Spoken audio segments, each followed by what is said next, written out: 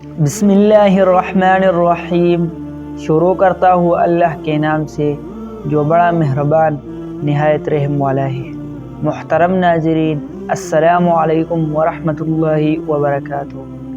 آج میں آپ کو سورۃ الاخلاص پڑھنے کی فضیلت بیان کرتا ہوں۔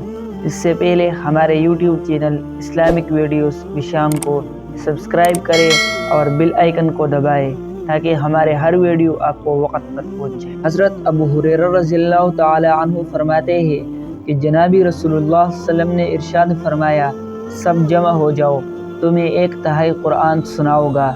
جب صحابہ کرام رضی اللہ تعالی عنہم اجمعین جمع ہو گئے تو آپ صلی اللہ علیہ وسلم تشریف لائے اور قل هو اللہ احد پڑھی اور ارشاد فرمایا، یہ صورت ایک تہائی یعنی تیسرا حصہ قرآن کے برابر ہے۔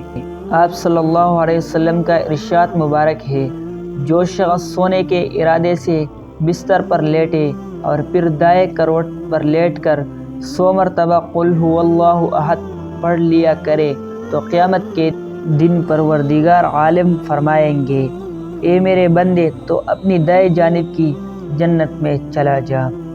اگر ویڈیو پسند آئی تو اپنے دوستوں کے ساتھ شیئر کریں۔